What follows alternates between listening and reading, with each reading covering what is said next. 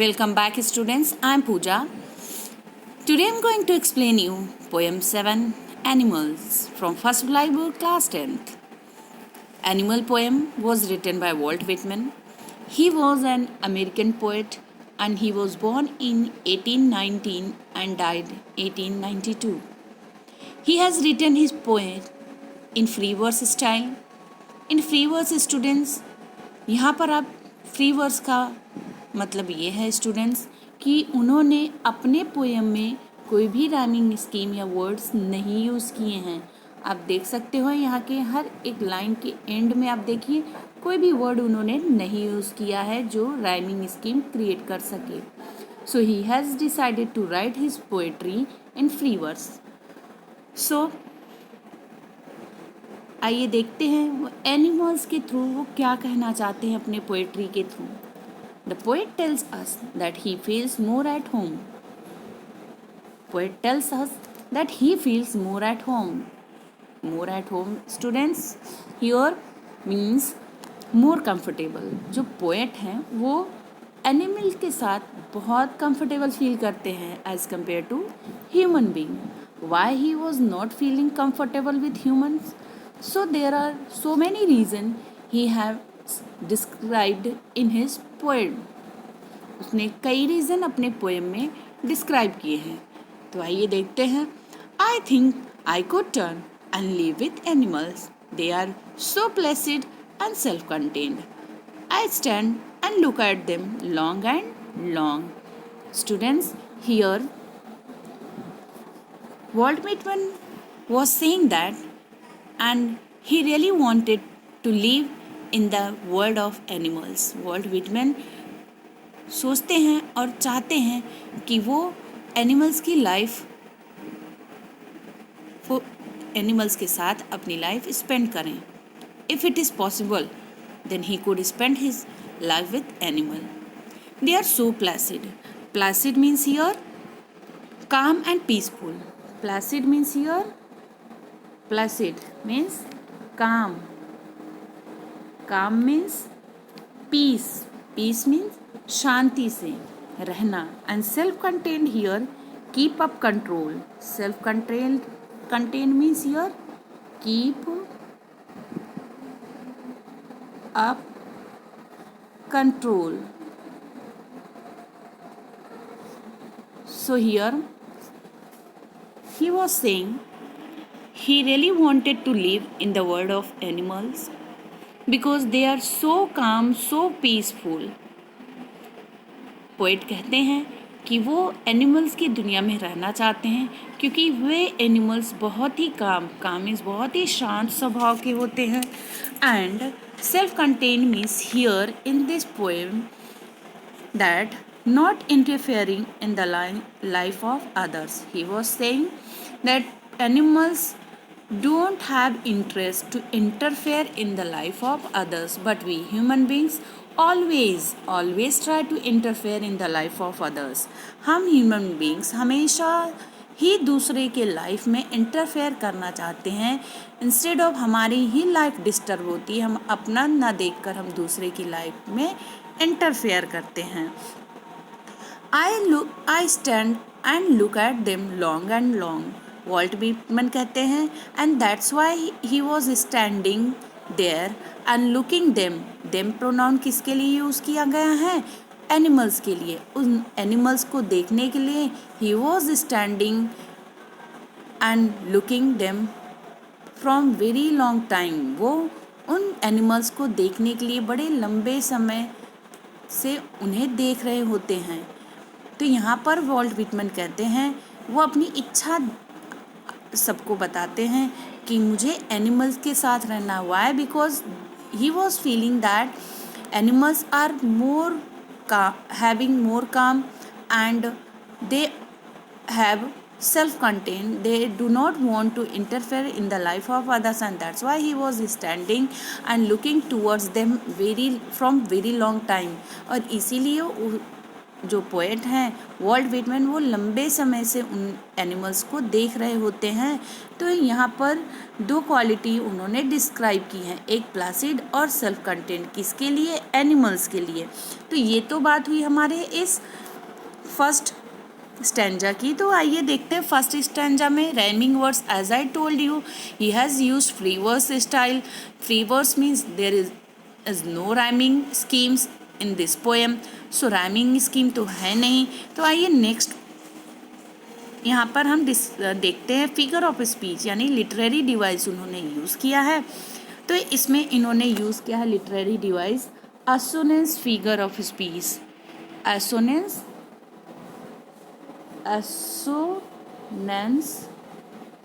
Figure of speech. Assonance figure of speech उसे कहते हैं जहाँ पे जिस लाइन में वॉवेल साउंड यूज़ किया गया हो। और एसोनेंस क्यों? क्योंकि वॉवेल साउंड आई यूज़ किया है। देखिए यहाँ पे आई think, I could, turn, leave, L I sound again with that I sound has come. Animals में भी आई साउंड है। तो यहाँ पर उन्होंने क्या यूज़ किया है? Assonance figure of speech. I already told you what is figure of speech. जो पोएट होते हैं वो अपने पोएम को और भी अट्रैक्टिव बनाने के लिए फिगर ऑफ स्पीच यूज़ करते हैं। तो इसमें उन्होंने फर्स्ट लाइन में ही assonance figure of speech use किया है। अब नेक्स्ट लाइन में देखते हैं, यहाँ पर रिपीटेशन उन्होंने यूज़ किया है। रिपीटेशन मीन्स हियर आप देख सकते हो long and long, 2 times the word has been repeated, so this is called repetition। क्या है ये? repetition figure of speech used by Walt Whitman। और एनाफोरा भी यूज़ किया गया है। I think, I stand, I has been used in first starting line 2 times। 2 starting line में I use किया है, तो इसे एनाफोरा फिगर ऑफ स्पीच कहते हैं या उन्होंने यूज़ किया है। आइए देखते हैं next stanza. They do not sweat and whine about their condition. They do not lie awake in the dark and weep for their sins. They do not make me sick discussing their duty to God. Not one is dissatisfied, not one is demented with the mania of owing things. So here, my dear student, come to discuss about word meaning first. Sweat means here complain. Sweat means here complain. Sweat का मतलब है यहाँ पर complain करना। And whine means cry. So यहाँ पे इन्होंने figure of speech use किया है, इसको बाद में हम देखते हैं। First we will discuss about word meaning. Since means पाप, इंग्लिश में आप रॉन्ग डूइंग भी कह सकते हो बच्चों, रॉन्ग डूइंग कह सकते हैं। और नेक्स्ट है डिमेंटेड। डिमेंटेड मीन्स यार मैड, पागल या disturb. So we have discuss word meaning. So let discuss about this stanza. They do not, they here again poet they use for animals. Animals do not complain about their miseries. Miseries means दुख, अपने दुख के लिए वो किसी से complain नहीं करते हैं। And wine about their conditions. Wine means cry. यहाँ पे वाइन इस स्टैंजा में क्राई के लिए यूज़ किया है और कहा है कि वो अपने मिजरी और सॉरो कंडीशंस के लिए, अपनी सिचुएशंस के लिए कभी नहीं रोते। Like human beings always crying for their miseries and sorrow. Sometimes they feel then also feeling sorrow, है ना। हम ह्यूमन बींग्स क्या करते हैं, हम कभी भी फेल होते हैं और sometimes we are not adjust and we are not adjust in the particular environment. We started doing complaint and feeling sorrow, misery, but animals, they do not doing these all things. वो कभी भी नहीं रोते हैं और कभी भी किसी से कंप्लेन नहीं करते हैं। They do not lie awake in the dark. वो कभी भी रातों में जागकर, अंधेरों में जाकर वी फॉर देयर सिंस, वो कभी भी अपने रॉन्ग डूइंग के लिए रातों में जाकर कभी नहीं रोते हैं। But we human beings, whenever we are doing anything wrongs, we are sitting at night and continuously we are weeping. हम सभी ह्यूमन बींग्स क्या करते हैं, हम कभी भी कोई गलत काम करते हैं तो हमें अपने गलती पर बहुत ही सॉरो फील होता है, but animals they are not doing so. They do not make me sick discussing their duty to God. अब यहाँ पे पोएट कह रहे हैं कि वो एनिमल्स मुझे कभी भी अपने ये वो कभी भी मुझे परेशान नहीं करते हैं। किसके लिए? हम ह्यूमन बींग्स क्या करते हैं, whenever we are doing anything good for animals we are just doing for the sake of God. हम कहते नहीं हैं ये तो भगवान की इच्छा है। हम कोई भी ड्यूटी करते हैं तो सीधा हम किसके लिए कह देते हैं कि ये तो गॉड की इच्छा थी इसलिए ऐसा हुआ। But animals they do not discussing all this rubbish things not. और ये हम लोग क्यों करते हैं, हम क्यों डिस्कस सकते हैं, ये क्यों करते हैं कि हमें गॉड ने कहा है करने के लिए, या ये सब उनकी ही इच्छा से है। Why? Because we are doing these all things only to get more popularity. हम पॉपुलरिटी के लिए ये चीज़ें करते हैं। But animals they do not doing all these things. My dear student, यहाँ कहने का मतलब पोएम में ये है, पोएट ने ये कहने की कोशिश की है कि जो एनिमल्स है वो शो ऑफ नहीं करते हैं। Not one is dissatisfied, none of them means यार कोई भी एनिमल्स डिससेटिस्फाइड नहीं होता है। Not one is demented with, demented means और कोई भी डिस्टर्ब नहीं होता है। Why? for getting the materialistic things. Here poet was saying that we human beings are totally mad and running behind the worldly things and materialistic things. But what about animals? They do not disturb about getting materialistic things. Not one kneels to another nor to his kind that lived thousands of years ago. नहीं वो अपने ancestor को कभी पैर छूते हैं और ना ही वो काइंडनेस शो करते हैं।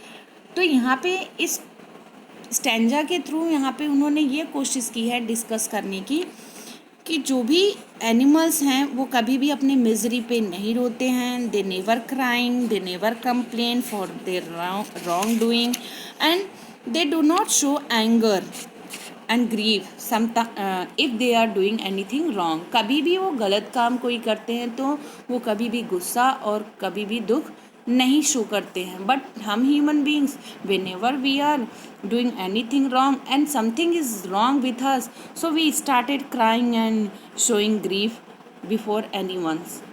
So here उन्होंने पोएट ने मेटाफॉर स्पीच यूज़ किया है, metaphor figure of speech use किया है। स्वेट यहाँ पे उन्होंने क्या कहा है, स्वेट किससे बिलोंग कर रहा है, कंप्लेन से, और वाइन का मतलब यहाँ पे क्या है, क्राइस्ट से। तो यहाँ पे मेटाफोर यूज़ किया है उन्होंने। स्वेट को किससे रिलेट किया है, कंप्लेन से, और वाइन को क्राई से। तो यहाँ पे ये दो वर्ड्स किससे रिलेट हो रहे हैं, मेटाफोर फिगर ऑफ स्पीच यहाँ पे फर्स्ट लाइन में दो वर्ड के साथ यूज़ किया उन्होंने। और एनोफेरा भी यूज़ हुआ है। देखिए यहाँ पे they do not know, they do not know, they do not, तो 3 times they do not has been repeated in 2 or more than 2 consecutive lines. So this is your anaphora. जब same words 2 times or more than 2 times has been repeated from beginning line, so that is called anaphora. तो इस stanza में उन्होंने 2 figure of speech use किया है। एक metaphor कहाँ use किया है, स्वेट और वाइन में, और second one they do not. So come to discuss about next one. Next stanza, not one kneels to another nor to his kind that lived thousands of years. Kneels means bow down, झुकना. Not one respectable or unhappy over whole earth. So they show their relation to me and I accept them. They bring me tokens of myself. They evince means show, reveal, open करना. Them plainly in their possession. Possessions means here ownership of something. यहाँ पे word meaning मैंने discuss किया है। Niels means बो down, Events means here reveal and show. Possessions means having ownership and having something. And tokens means here inner quality of human beings. See, यहाँ पर in third stanza में उन्होंने describe किया है कि animals do not bow down before anyone's and those who are died in thousands of year ago. वो कभी भी किसी के नीचे झुकते नहीं हैं. Not one respectable and unhappy over the whole earth. None of them doing respect to anyone and they are not unhappy. वो कभी भी unhappy नहीं होते हैं. So they show their relation to me. And here poet was saying that in this way they are more near to me as compared to human being and I accept them. Who accept them? Poet was saying that I really accepted their life because they are not unhappy and they are not doing any respect to anyone, do not bow down before anyone. So these are the qualities that attracts to this poet towards the animal. They bring me tokens of myself. They hear animals. जो animals हैं वो poet के लिए बहुत सारी qualities लेके आ रहे हैं या बहुत सारी क्वालिटीज़ जो है वो पोइट उनमें देख रहा होता है. Token means your inner quality of human being. So they events means reveal, show करना, दिखाना. Them plainly in their possessions, उनके इस पोजेशन में वो चीज़ें दिख रही हैं. Now here human and poet was saying that whatever the quality was taken by animals that makes animals near to the poet. जो भी क्वालिटीज़ जो एनिमल्स के पास हैं सेम क्वालिटीज़ किसके पास होती है? वो हमारे ह्यूमन बींग्स के पास होती है. But that has been gone, वो चला जाता है. And these animals has been already adopted their qualities. So यहाँ पर जो पोएट है वो कह रहा है कि जो एनिमल्स है do not kneels and bow down before anyones and they do not like to respect and that's why they are not feeling any unhappiness in their world. And that's why he was saying that I am feeling so near towards them as compared to human beings. Now here poet was saying that he was looking his some inner qualities in the animals. Okay, now here some figure of speech used by poet in this stanza. Third stanza token जो है वो inner quality of human being से relate किया गया है without using word like as. So यहाँ पे कौन सा फिगर ऑफ स्पीच यूज हुआ है? Metaphor. Next, I wonder where they get those tokens. Now here poet Walt Whitman was in wonder and feeling and thinking about that these qualities. What are these qualities, students? Innocence, kindness, truthfulness. These all qualities which he was talking in this stanza that was with human beings in previous में in past में जो हमारी ये qualities हैं, innocence है, kindness है, truthfulness है, ये सब हमारी ह्यूमन बीइंग के अंदर था.